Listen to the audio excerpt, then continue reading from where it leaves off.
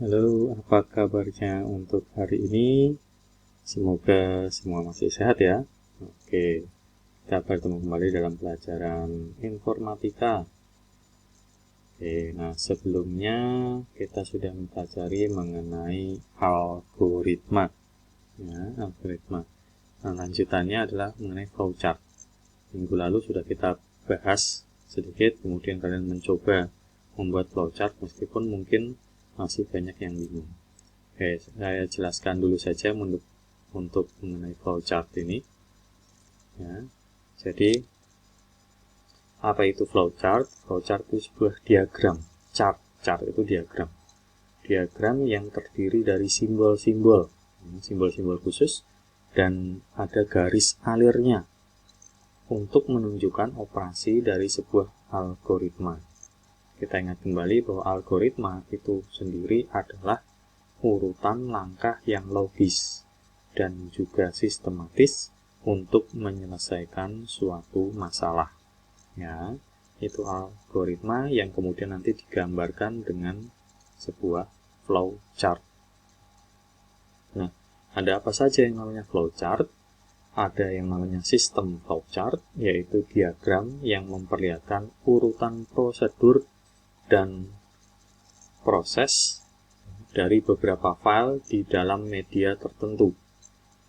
Kemudian ada program flowchart, bagan atau diagram yang memperlihatkan urutan dan hubungan proses dalam suatu program. Nah, ini jenis-jenis flowchart. Kemudian bagaimana menggambarkan flowchart? Ada dua cara menggambarkan flowchart. Yang pertama konseptual flowchart, dan yang kedua ada detail flowchart. Yang konseptual flowchart itu menggambarkan alur pemecahan masalahnya secara global atau umum, secara umum saja. Jadi flowchartnya hanya secara umum. Sedangkan yang detail flowchart menggambarkan alur pemecahan masalah secara rinci, detail.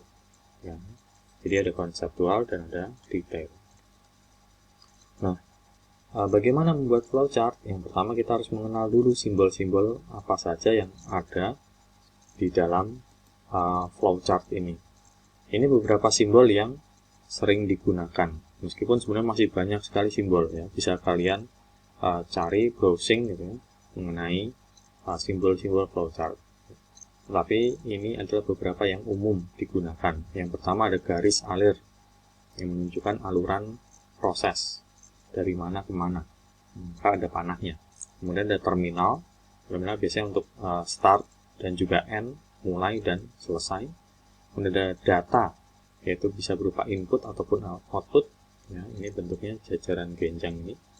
Kemudian ada decision atau keputusan. Nanti ada proses pengambilan keputusan di dalam flowchart. Ya, biasanya menghasilkan ya atau tidak, true atau false. Ya. Kemudian di sini ada simbol untuk proses. Ini beberapa yang umum digunakan, meskipun ada simbol-simbol lain yang masih digunakan, tapi ini yang umum digunakan. Nah, seperti apa flowchart? Ini contoh yang konseptual atau yang umum. Ya, dari start ini menggunakan simbol tadi, terminal. Kemudian ada siapkan alat dan bahan, kemudian panaskan minyak, masak bumbu dan nasi hingga matang, nasi goreng siap dihidangkan, kemudian end, selesai. Ini secara umum algoritmanya dari memasak nasi goreng. Dulu sudah pernah kita bahas ya, algoritma memasak nasi goreng. Kemudian ini gambar flowchart secara umum. Ya. Nah, bagaimana kemudian kalau kita buat yang detail flowchartnya? Nah, ini detail flowchartnya.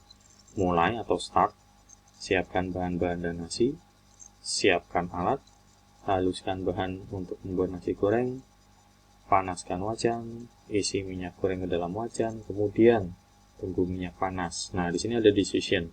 Apakah minyak sudah panas? Jika ya, langsung ke sini. Tapi jika tidak atau belum panas, maka di sini akan kembali ke langkah ini, menunggu minyak panas. Apakah minyak panas? Oh iya, sudah panas. Maka masukkan bahan ke dalam wajan, campurkan nasi, aduk hingga merata, hidangkan nasi goreng, dan selesai. End. Jadi ini contoh untuk yang detail. Nah, itu mengenai flowchart. baik detail maupun yang tadi konseptual. Nah, sekarang silakan kalian coba kembali, karena kemarin tugas-tugasnya itu perlu kalian lihat kembali, kemudian nanti kalian coba kembali membuat flowchart dengan menggunakan simbol-simbol yang benar. Oke, sampai di sini dulu. Jika ada pertanyaan, bisa langsung menghubungi melalui WhatsApp di nomor saya. Selamat pagi dan terima kasih.